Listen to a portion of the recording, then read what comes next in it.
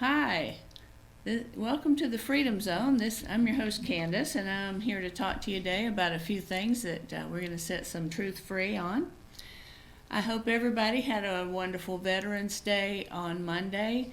Veterans Day is the 11th month in the 11th hour, and it was in the 11th. Let's see, was it the 19th? It was 1919, I think it was, when because this is the 100-year anniversary of Veterans Day. I hope everyone attended some sort of ceremony if they were possibly able to. My husband's a vet, as we know.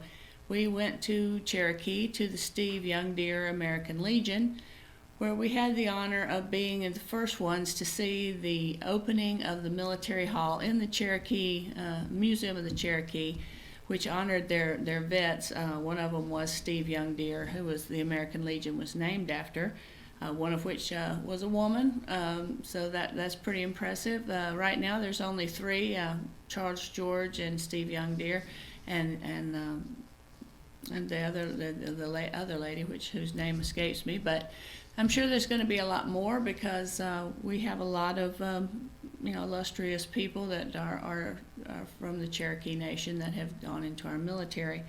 And it's very important to remember this day because so many people have died for all the freedoms that we experience.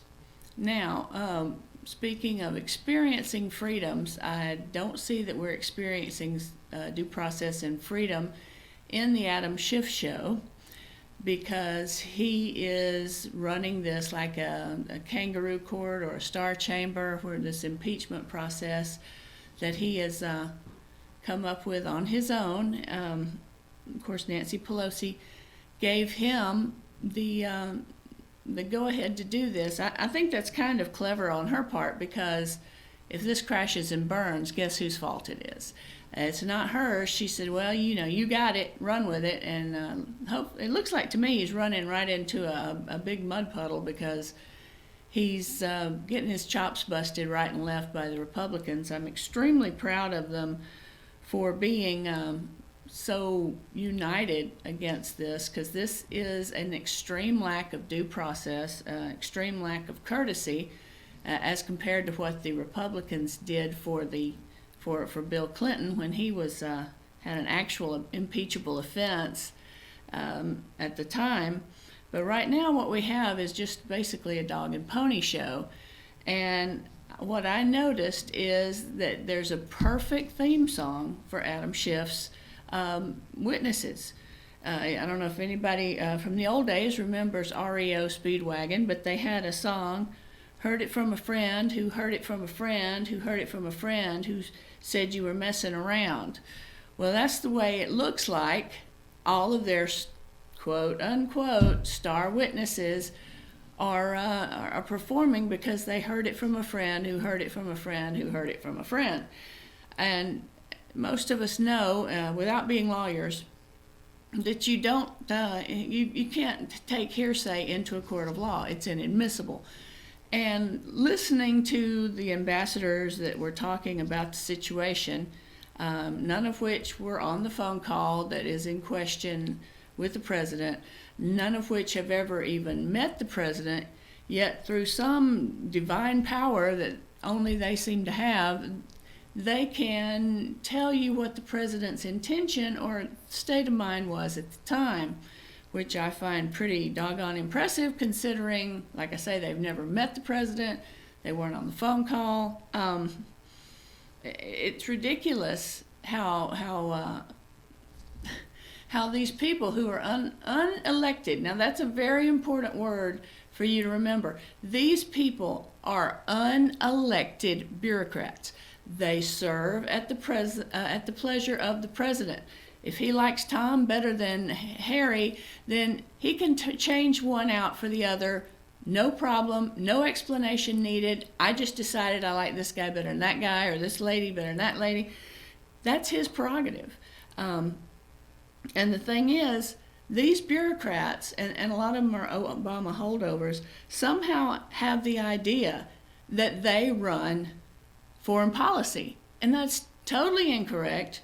They serve at the pleasure of the president. and the president makes foreign policy. And what has irritated these people is the president has had the audacity to be a free thinker, which is why he was elected by people like us who are free thinkers, has done an end run around these bureaucrats, cut them out of the loop, and they're ticked off about it because they feel like he doesn't have the authority to do this and that. Well, excuse me, yes he does. He is the president.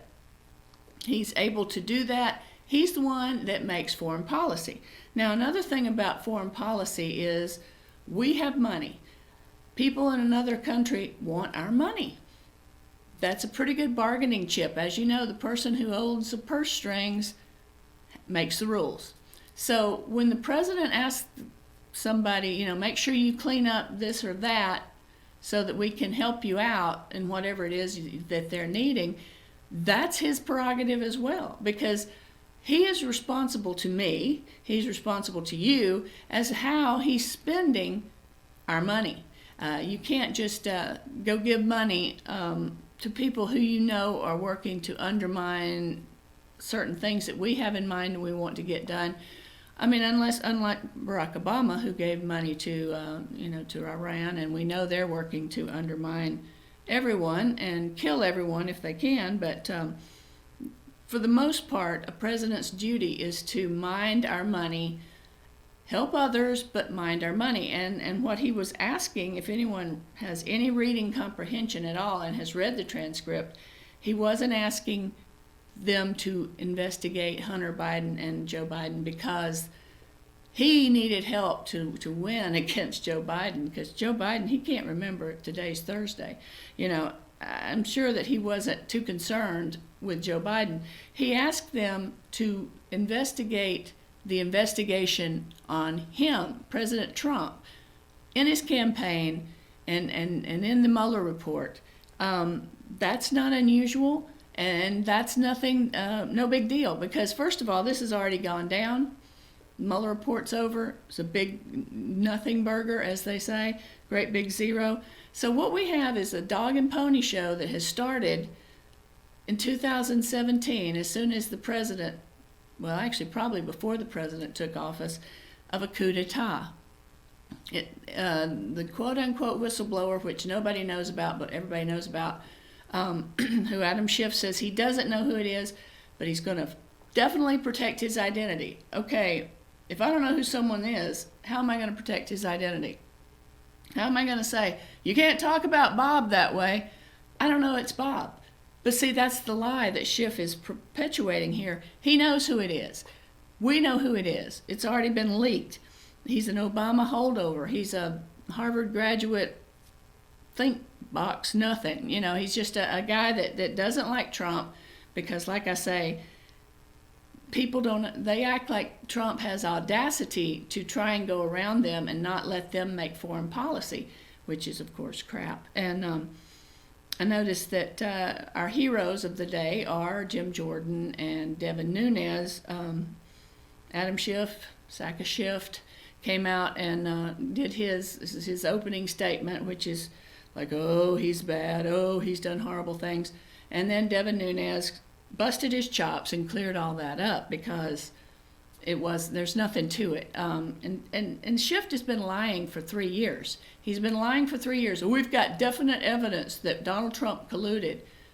Well, let's see it. Nobody's ever seen it. No one knows it exists except Adam Schiff, and it must be some sort of legend in his own mind because it certainly has never come to the forefront.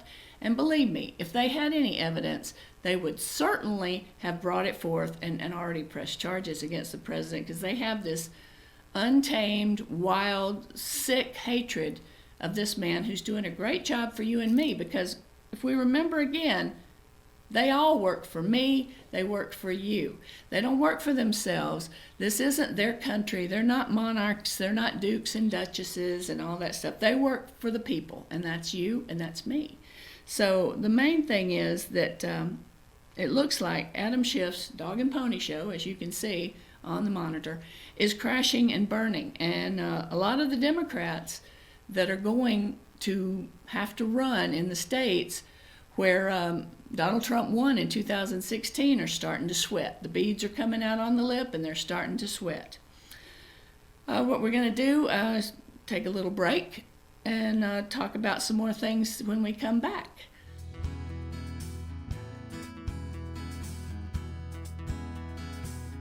Hello, my name is Chad Watkins. I'm the manager at Larry's Body Shop. We are a family-owned and operated business and have been serving the North Georgia area since 1978. We are located at 1216 Progress Road in LOJ, Georgia. Our shop specializes in collision repair and we work with all major insurance companies. Larry's Body Shop is ICAR Gold, the highest role of training recognized by the collision repair industry. It is estimated that only 10% of collision shops meet these standards. Our shop consists of state-of-the-art equipment such as laser measurement system, down-drive spray booth, spot and MIG welding equipment. All of our paints are mixed on site so that we can guarantee your paint to match every time.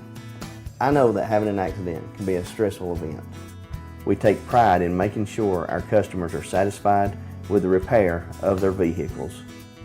Our waiting area is clean and comfortable with free Wi-Fi and refreshing beverages. So if you're in an accident, stop by and see us at Larry's Body Shop. I'm Jeff Riblett, President of Asset Protection Group. As a certified financial planner and with 20 years experience, I've helped thousands of families and business owners create a tremendous amount of wealth. Fortunately, most of that wealth has been protected. Don't allow an unforeseen life event, such as a nursing home stay or the next market meltdown, destroy your family's wealth. Be smart. Call me. Let's determine how best to protect your assets and preserve your wealth. In 1981, Reed Nicholson began selling tires out of an old barn in Mineral Bluff. Little did he know that he had just laid the groundwork for the most trusted names in automotive services in the Blue Ridge area. In 1997, Nicholson Tire Center became what it is today, holding the same values of faith, family, and great customer service. 2 locations to serve you, and the Blue Ridge location is currently expanding to offer fast service and the largest U-Haul provider in Georgia. Nicholson Tire Center, Blue Ridge, and Mineral Bluff.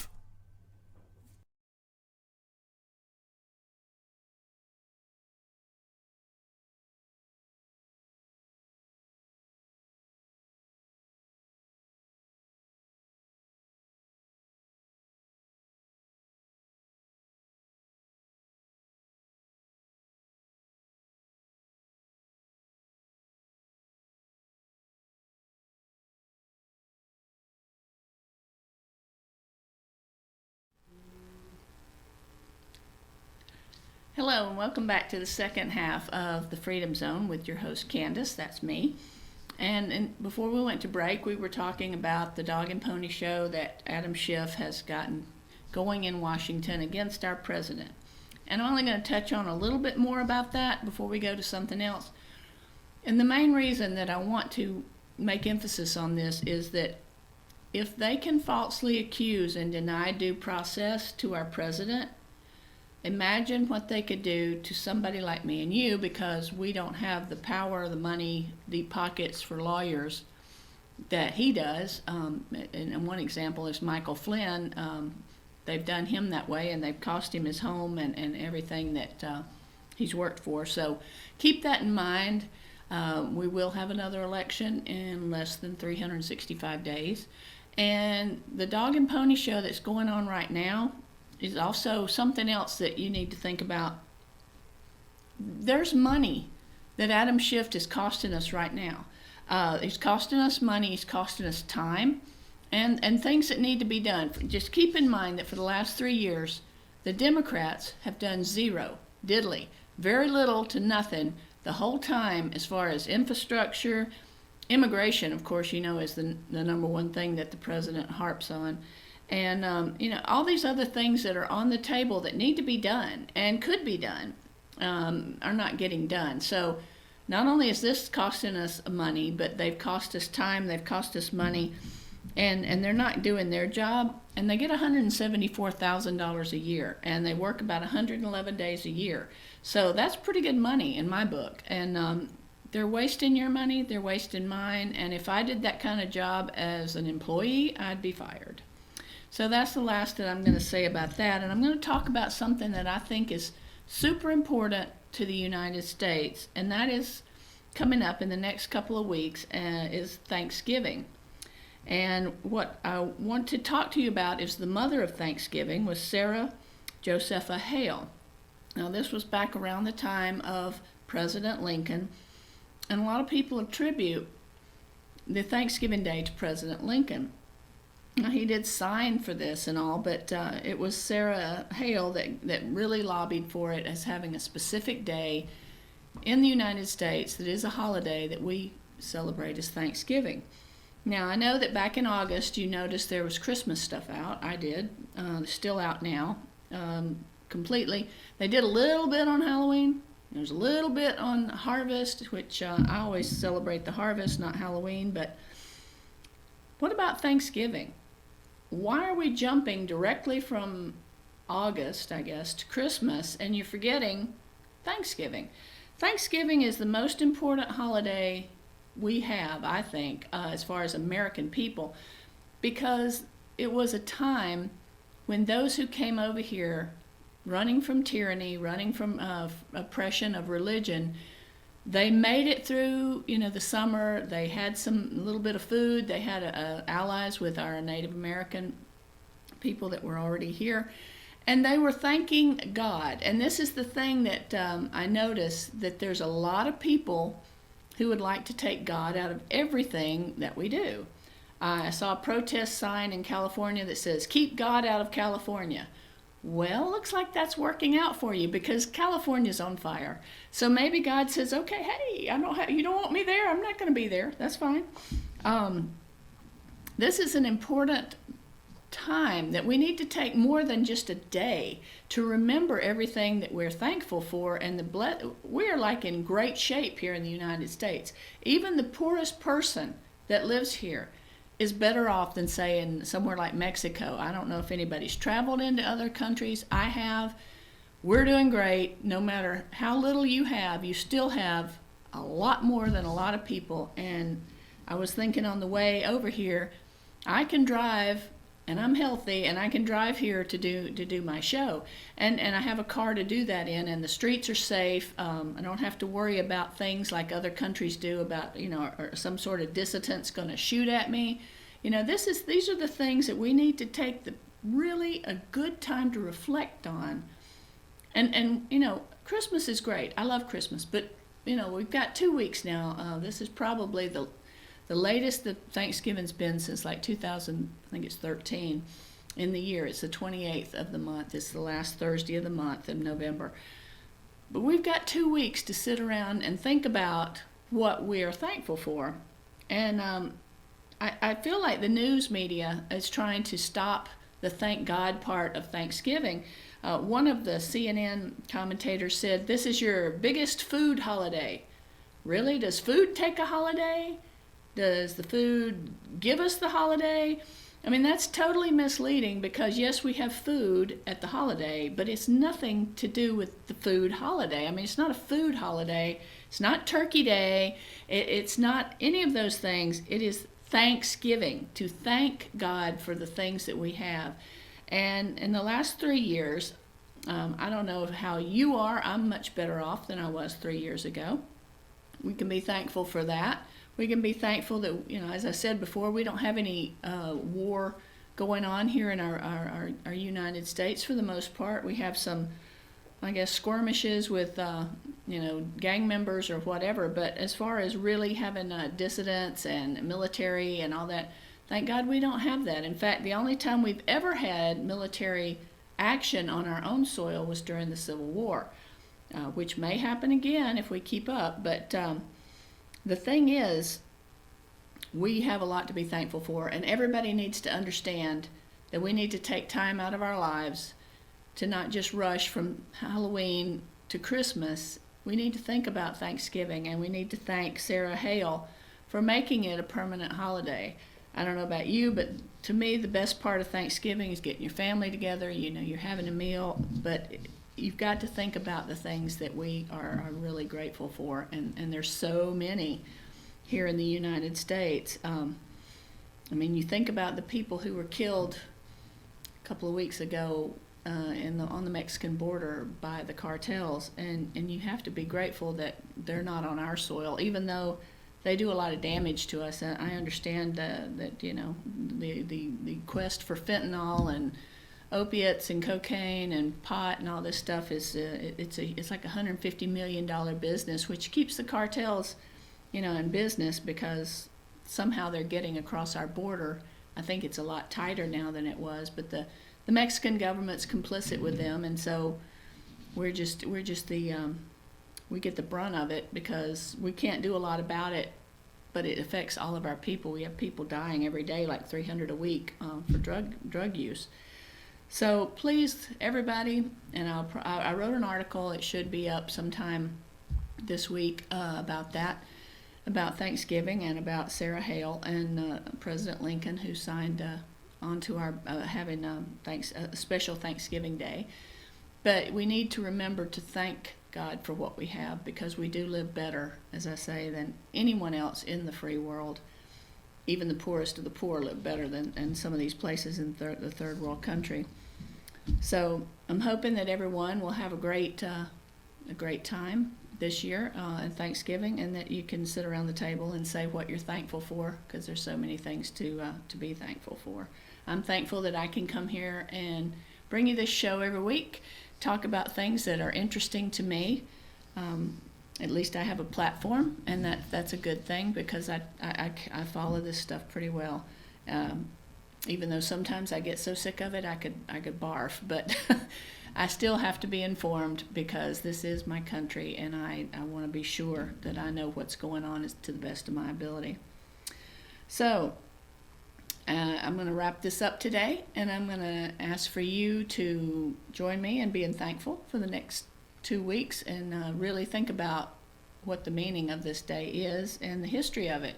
If you don't know, look it up. It's on the internet, and we've got all the history you need right there.